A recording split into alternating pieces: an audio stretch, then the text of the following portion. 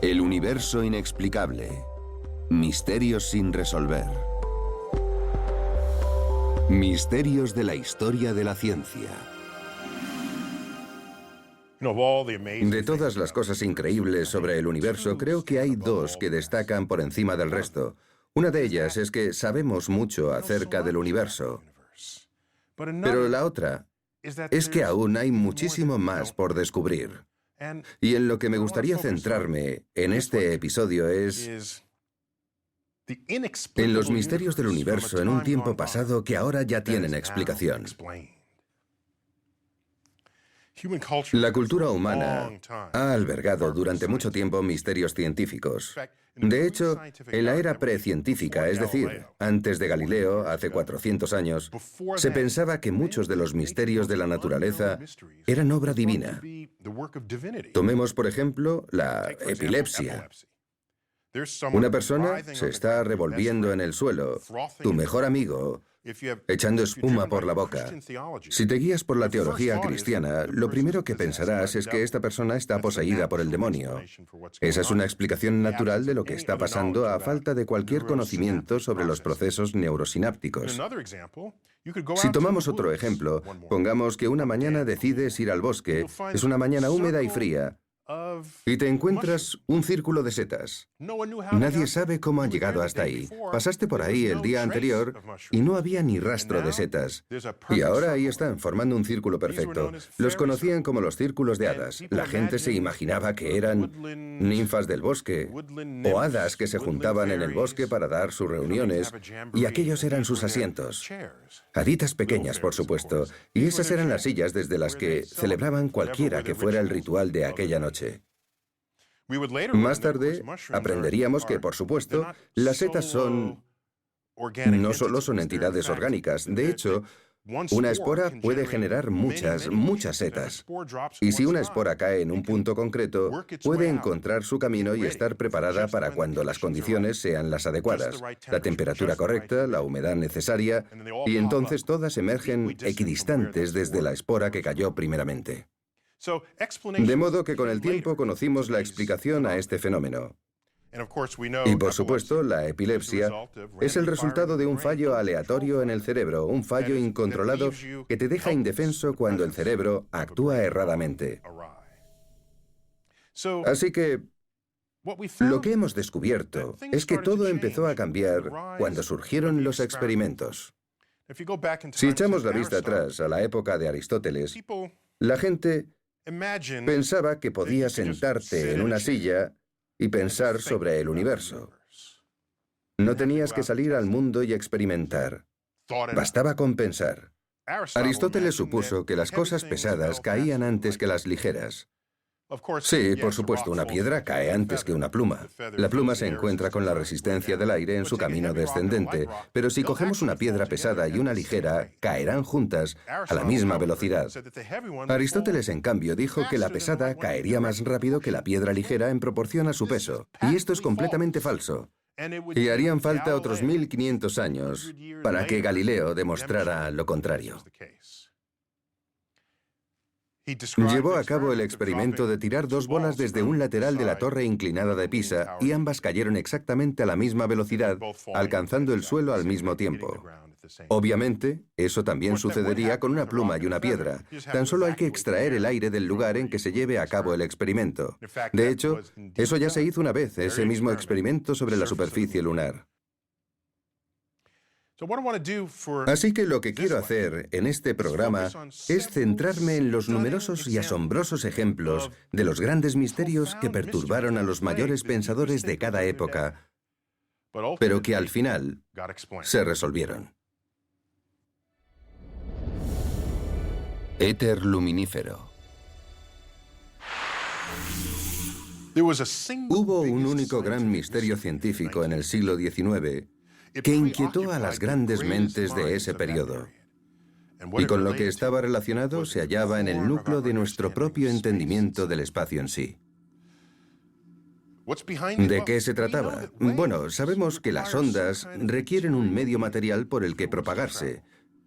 Y el mejor y más común ejemplo es la onda de sonido. El sonido viaja a través del aire, pero si quitas el aire, no se puede propagar. Quizás hayas recordado ese experimento. Puede que lo llevaras a cabo en tu clase de ciencias del instituto. Tenemos una campana sonando, pero si la metemos dentro de una urna de cristal, conforme va acabándose el aire, el sonido de la campana es cada vez más y más débil. Llega un punto en el que no se oye nada en absoluto. Pero aún la ves tañir. Esa es la prueba de que el sonido no puede viajar a través del vacío que acabas de crear. Bien, si la luz es una onda, entonces requerirá algún canal por el que viajar. Aquí está el problema. El espacio es el vacío, y sabemos que la luz nos llega desde ese espacio libre. La luna está en el espacio, el sol está en el espacio, las estrellas están en el espacio. Y hay un vacío entre nosotros. Por lo tanto, se llegó a la hipótesis de que no hay aire en el espacio, pero tiene que haber algo, alguna sustancia, algún medio por el que la luz pueda propagarse. Y le dimos un nombre.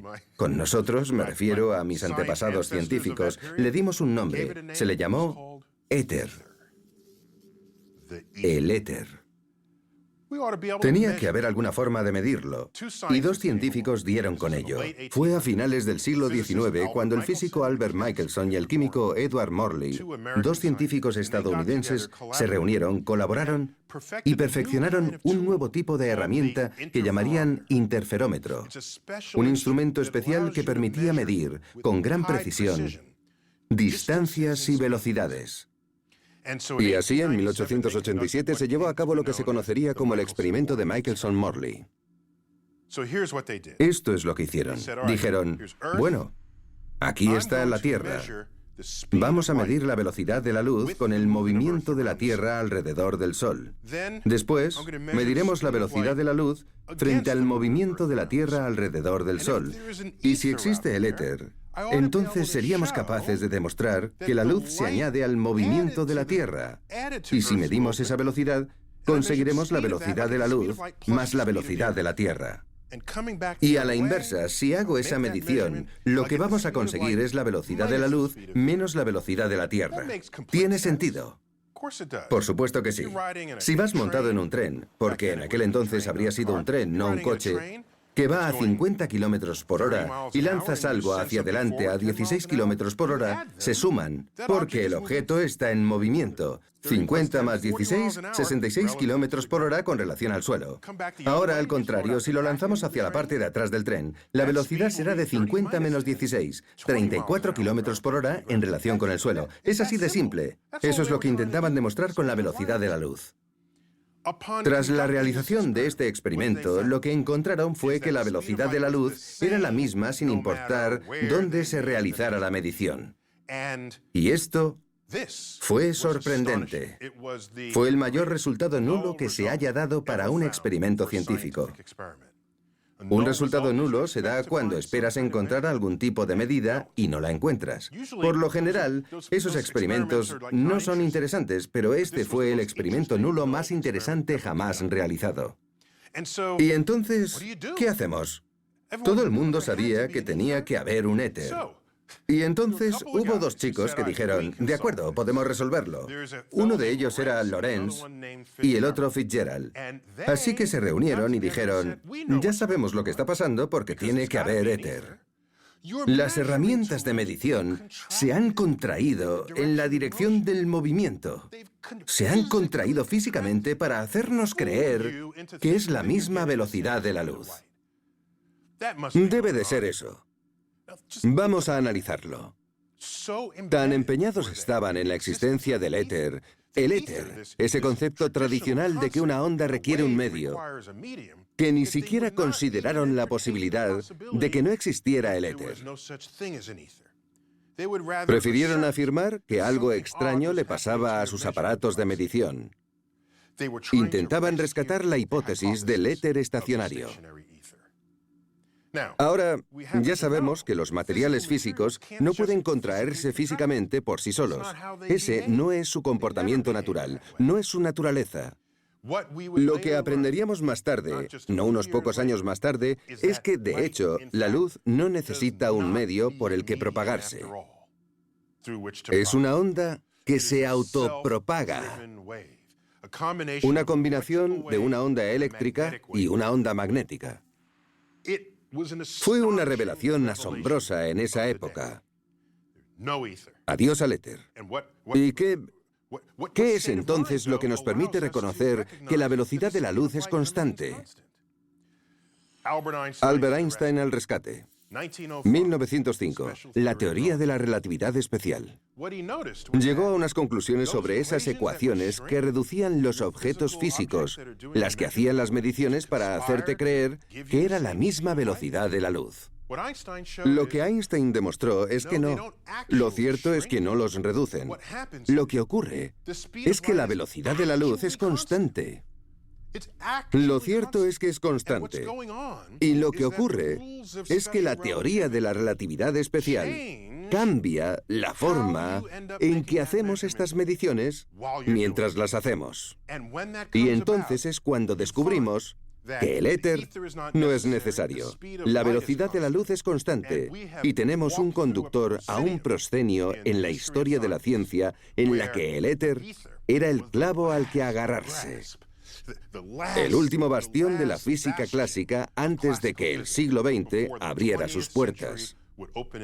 Porque en el siglo XX lo que aprendimos es que, independientemente de tu sentido común acerca de cómo debía ser el mundo, la ciencia del siglo XX y la posterior nos llevan a un momento en el que, de hecho, para entender el universo, al menos momentáneamente, tienes que abandonar tus sentidos. El descubrimiento de Neptuno. A continuación, hablaremos del descubrimiento del planeta Neptuno. Pero antes, volvamos a 1781, cuando Sir William Herschel descubrió Urano. Era el único que contaba con esos grandes telescopios en aquella época. Y, de hecho, descubrió Urano por accidente.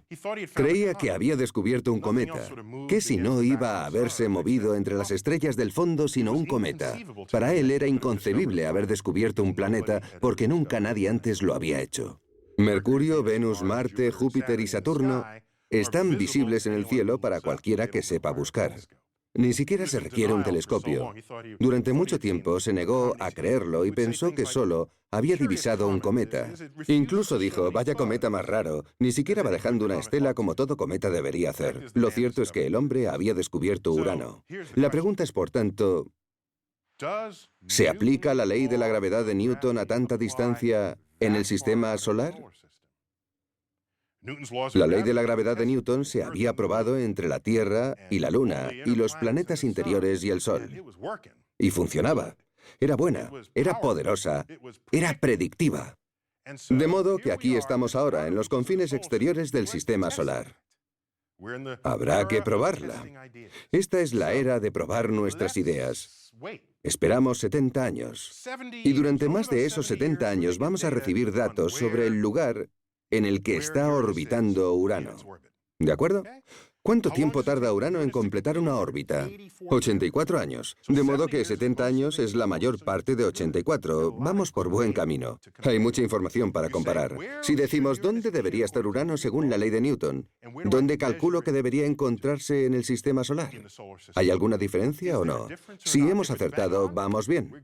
La teoría de Newton también es válida aquí. Perfecto. Pero descubrieron que no coincidían. ¿Desechamos entonces la ley de Newton? Porque era muy válida. A nosotros nos ha valido. Nadie quería dejarla, pero entonces, ¿cuáles eran las opciones? Quizás haya otra fuente de gravedad que no hayas conciliado en tus esfuerzos.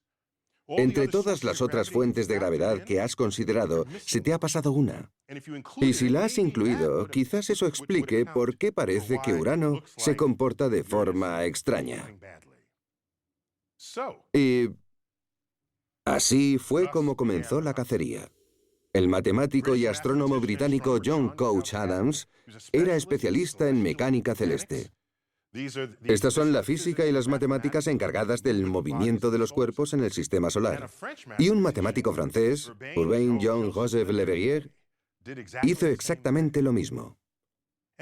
Y es un asunto complicado porque normalmente tendríamos en cuenta las leyes de Newton diciendo aquí hay un cuerpo, aquí hay otro, vamos a calcular la fuerza entre ellos. Esto es diferente. Aquí tenemos la fuerza entre ellos, pero hay un cuerpo y no sabemos dónde está o cuál es la masa del mismo. Así que es un problema de inversión con las leyes de Newton. Hay que calcularlo todo al contrario de lo que estamos acostumbrados, y eso requiere páginas y páginas de datos y cálculos para que salga bien. Así que cada uno de estos brillantes matemáticos predijo dónde y cuándo se debía buscar el objeto perturbador que había ahí fuera. Casualmente, Leverrier era amigo de Johann Gottfried Gall del Observatorio de Berlín. Era astrónomo allí. Leverrier le ayudó, le dijo, aquí es donde debes buscar, y en este momento es cuando debes buscar. Johann Gall miró dónde y cuándo Leverrier debía buscarlo. Y con tan solo un grado de la posición prevista, encontró un nuevo planeta. El planeta que se conocería como Neptuno. Este hallazgo supuso un triunfo para los matemáticos y las leyes de la física. Este no era un caso en el que se usaba el pasado para predecir cuál sería el siguiente acontecimiento, como había sucedido con las caras de la luna o los eclipses u otros fenómenos en los que había datos suficientes sobre lo que había ocurrido anteriormente. Este era un caso sin precedentes. Se predijo un planeta y se descubrió simplemente gracias a las leyes de la física y entendiendo el funcionamiento de la naturaleza. Esto moldearía las expectativas de todos los descubrimientos posteriores en el sistema solar, porque la ley de Newton era aplicable. Y después aplicaríamos esas mismas leyes en la órbita de Mercurio. La órbita de Mercurio. La naturaleza puede ser sutil. Aún no sé si eso es bueno o malo, pero es cierto. Voy a dar algunos ejemplos.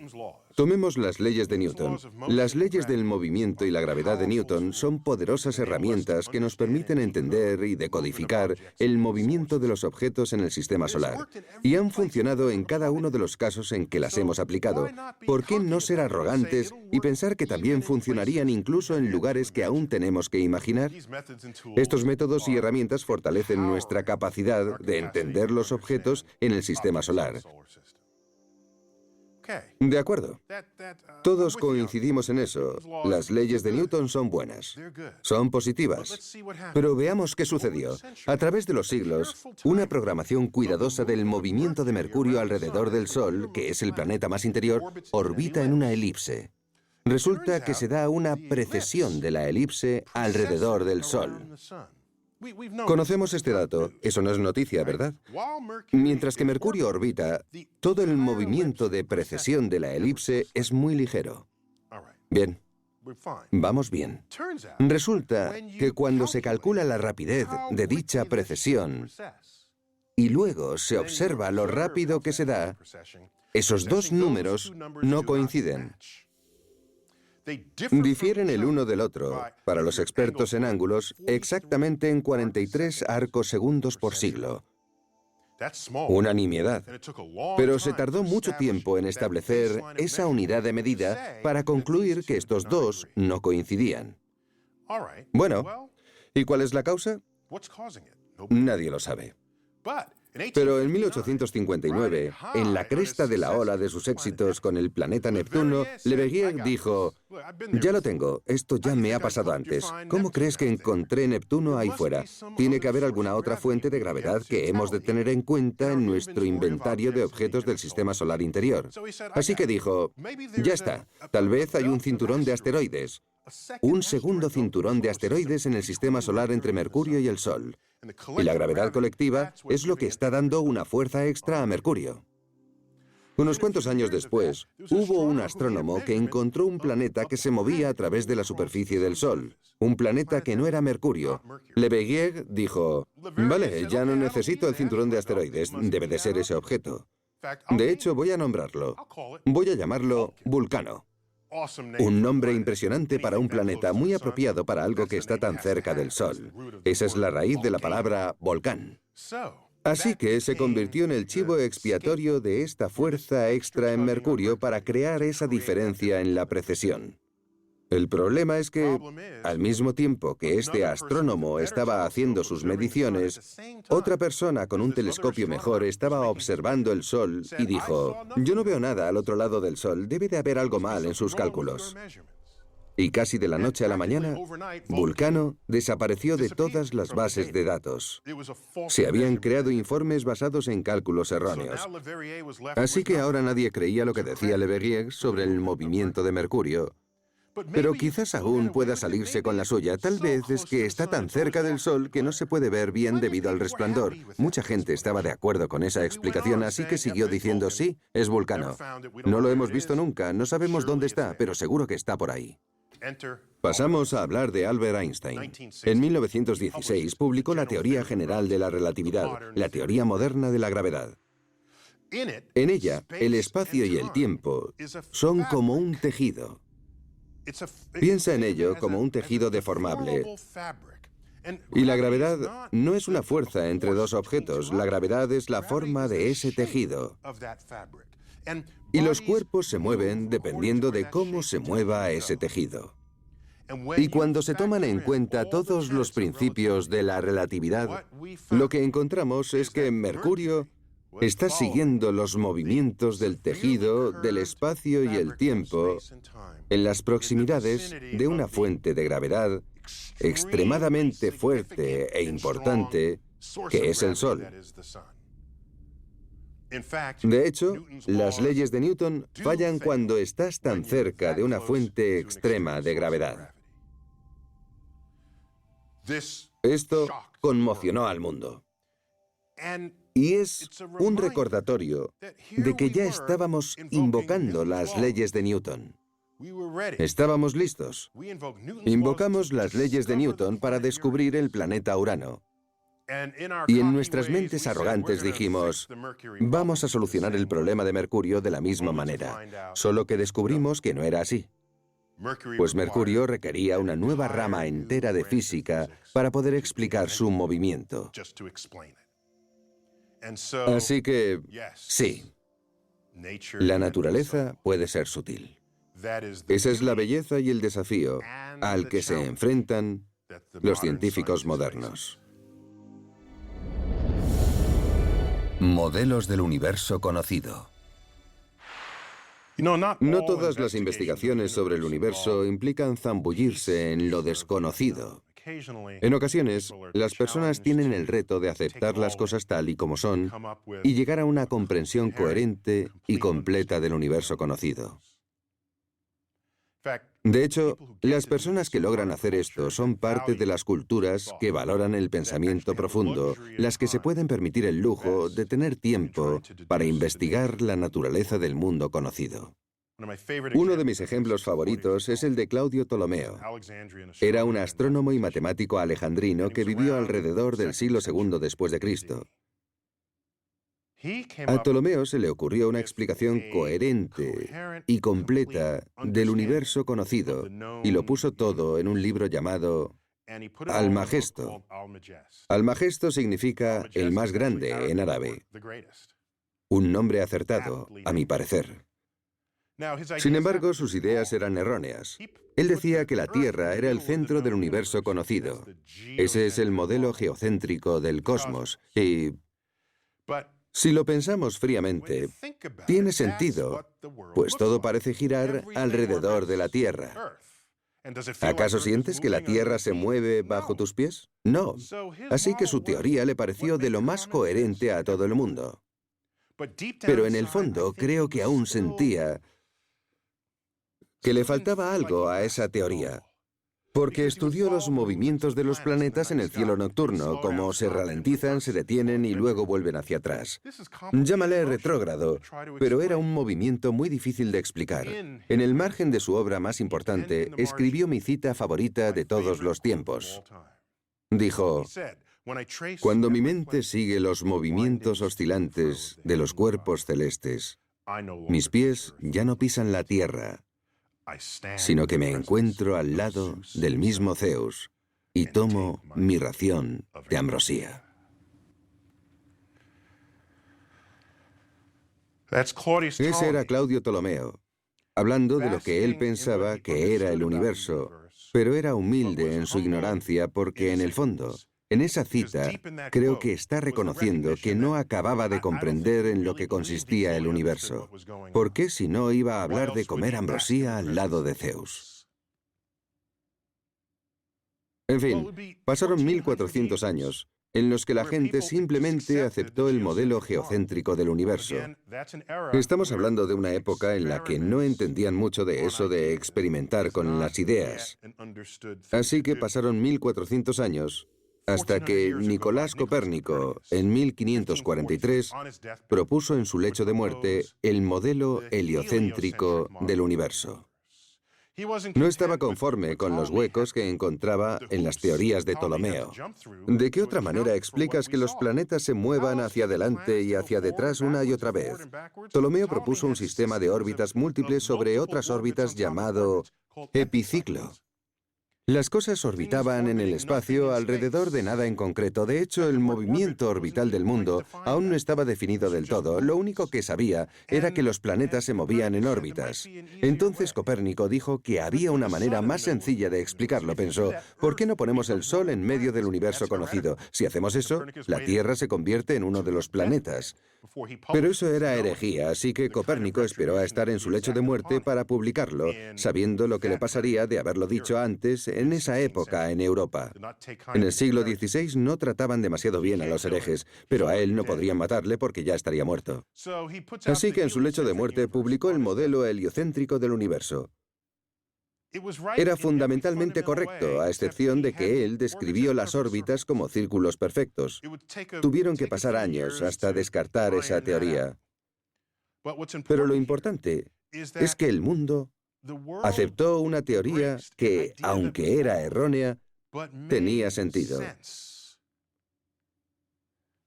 Equivocada, pero tenía sentido. Eso significa algo, y es que no todo lo que tiene sentido en la vida es lo correcto. Y si ese es el caso, ¿quién eres tú? ¿Y qué pasa con el Zeus de Ptolomeo? ¿Por qué se le muestra reverencia? Si Ptolomeo hubiera comprendido todo, ¿habría mencionado a Zeus en su cita? Y si aceptamos que Dios es la respuesta a todo lo que no entendemos, porque la mano de Dios es más grande de lo que la mente humana podrá jamás comprender, entonces, ¿qué es Dios? Implicaciones teológicas. A lo largo de la historia, la tendencia ha sido siempre la de atribuir a Dios todo aquello que ignoramos del universo, atribuirle todos los fenómenos desconocidos. Si tú prefieres aceptar la ignorancia, entonces estás haciendo lo mismo que hizo Isaac Newton en su obra más famosa, Principia, Principia Mathematica.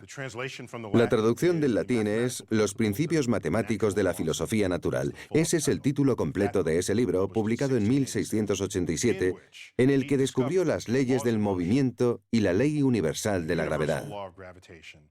En él representa el fruto de su esfuerzo y sus cálculos para resolver los problemas con los que se encontraba.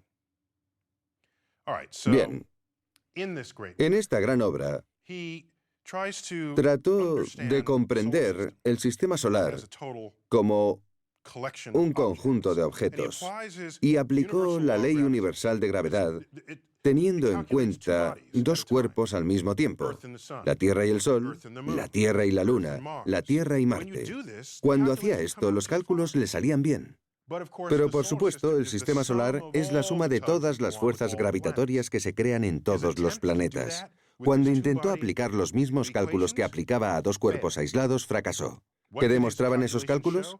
Que todas esas fuerzas aplicadas sobre los planetas por el resto de planetas convertirían el sistema solar en algo inestable y los planetas saldrían disparados al espacio interestelar. Para empezar, por supuesto, sabía que ese no era el caso, pero sabía que su ley de gravedad funcionaba, Así que llegó a la conclusión de que debía de haber un poco de ayuda divina. La mano de Dios siempre aparece a lo largo de la historia para corregir los cálculos humanos. Bueno, pues pasó un siglo hasta la publicación de una gran obra del matemático francés Pierre-Simon Marquis de Laplace. Escribió un tomo de 5 volúmenes llamado Céleste Mécanique, la mecánica celeste. Fue justo en el cambio del siglo XVIII al XIX. Era contemporáneo de Napoleón, pero ya volveré a eso luego. De modo que, en esta obra, desarrolló una nueva rama de las matemáticas mediante la cual tomaba una gran fuente de gravedad y otras cuantas pequeñas fuentes de gravedad. La llamó la teoría de la perturbación. Era la cantidad de matemática necesaria para dar respuesta a cómo actuaba el sistema solar. Al escribir esto, demostró que el sistema solar es estable, contrariamente a lo que Isaac Newton trató de demostrar un siglo antes. Napoleón se interesó por esta obra y la leyó de cabo a rabo. El mismo Napoleón, que no era únicamente un general tirano. El tipo leía todo lo que podía de física e ingeniería, dos ramas que le ayudarían a ganar muchas guerras. Llamó a Laplace y le dijo: «Señor, no ha nombrado a ningún diseñador para este sistema». Con eso se refería a la asignación de la mano de Dios por parte de Isaac Newton. Laplace contestó: «Señor, no he necesitado esa hipótesis».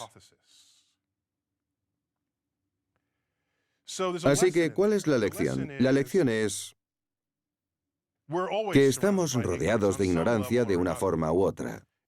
Si quieres cubrir esa ignorancia apelando a la mano de Dios y decides no sentir curiosidad para investigar, jamás llegarás a una solución.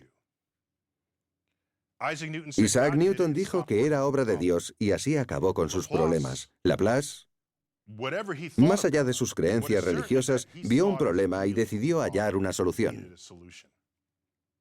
A medida que avanzamos, podemos echar la vista atrás a los problemas que tuvieron lugar en el pasado y que se resolvieron. Miro los problemas que nos rodean actualmente, en la frontera de los avances científicos, y creo que resolveremos la mayoría de ellos. Algunos puede que no podamos resolverlos debido a nuestras limitaciones como especie. Y por supuesto, surgirán nuevos problemas, pues estos surgen a medida que vamos descubriendo más y más sobre el universo y nos hacemos preguntas. Y eso es, a mi parecer, lo más emocionante de todo el movimiento en la frontera de la ciencia.